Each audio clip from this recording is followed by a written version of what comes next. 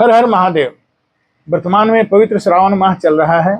इस पूरे महीने भगवान शिव की आराधना पूरी श्रद्धा से की जाती है। लेकिन आज मैं आप लोगों को भगवान शिव से जुड़ी कुछ ऐसी बातें बताने जा रहा हूं जिनके बारे में बहुत सारे लोगों को या तो जानकारी नहीं है या फिर हम जानते हुए भी उन बातों को ध्यान नहीं देते हैं। तो वीडियो को अंत तक जरूर देखिए, क्योंकि आखिरी बात भगवान शिव के स्वरूप और उनके महत्व से जुड़ी हुई है। सबसे पहला सवाल है, भगवान शिव को आखिर महादेव क्यों कहा जाता है?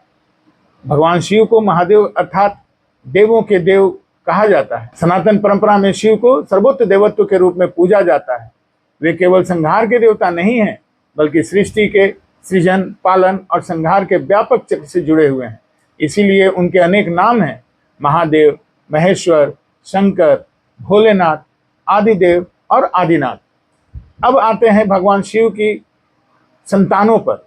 आमतौर पर हम भगवान शिव के दो पुत्रों, भगवान गणेश और भगवान कार्तिकेय के बारे में जानते हैं, लेकिन विभिन्न पुराणों में भगवान शिव से संबंधित कई अन्य पुत्रों का भी उल्लेख मिलता है। इनमें कार्तिकेय, गणेश, जलंधर, भूमा, अयप्पा और सुकेश के नाम उल्लेखनीय हैं। भगवान कार्तिकेय को शिव और पार्वती का पुत्र माना जाता है। भगवान गणेश की उत्पत्ति माता पार्वती के उपटन से होने की कथा प्रसिद्ध है। जालंधर की कथा में उन्हें भगवान शिव के तेज से उत्पन्न बताया गया है। भूमा के संदर्भ में कहा जाता है कि उनकी उत्पत्ति भगवान शिव के ललाट से गिरे पसीने से हुई थी। वहीं भगवान अयप्पा की उत्पत्ति भगवान शिव और मोहिनी के संयोग से मानी जाती है।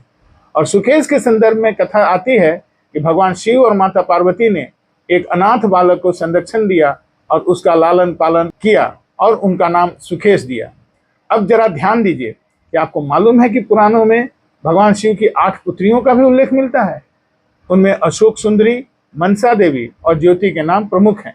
बताया गया है कि माता पार्वती ने अपने अकेलेपन को दूर करने के लिए कल्प वृक्ष से अशोक सुंदरी की कामना की थी। मनसा देवी को नागों के देवी के रूप में पूजा जाता है। वहीं ज्योति या ज्वालामुखी को तेज और प्रकाश से संबंधित देवी माना जाता है। शिव पुराण में शिव की अन्य पुत्रियों के रूप में जया, विसरा, शांभरी, देव और दोतली के नाम उल्लेखनीय हैं, जिन्हें नाग देवी कहा जाता है। अब एक और महत्वपूर्ण बात, भगवान शिव के 7 प्रमुख शिष्यों का उल्लेख मिलता है, जिन्हें कई परंपराओं में सप्तऋषि कहा जाता है। उन्हीं के माध्यम से शिव से प्राप्त ज्ञान और योग की परंपरा आगे बढ़ाने की मान्यता है। अब भगवान शिव के गले में विराजमान नाग की बात करते हैं। अधिकतर लोग जानते हैं कि भगवान शिव के गले में जो नाग रहते हैं उनका नाम वासुकी है। समुद्र मंथन की कथा में वासुकी नाम का विशेष महत्व है और पुराणों में शेष नाग को वासुकी का बड़ा भाई बताया जाता है। अब आते हैं एक ऐसी जगह पर जिसका नाम सुनते ही भगवान शिव के प्रति श्रद्धा से सर झुक जाता है, अमरनाथ गुफा। क्या आपको पता है अमरनाथ गुफा का इतना बड़ा धार्मिक महत्व क्यों है? पौराणिक मान्यता के अनुसार भगवान शिव ने माता पार्वती को इसी स्थान पर अमरत्व का रहस्य और अमर कथा सुनाई थी।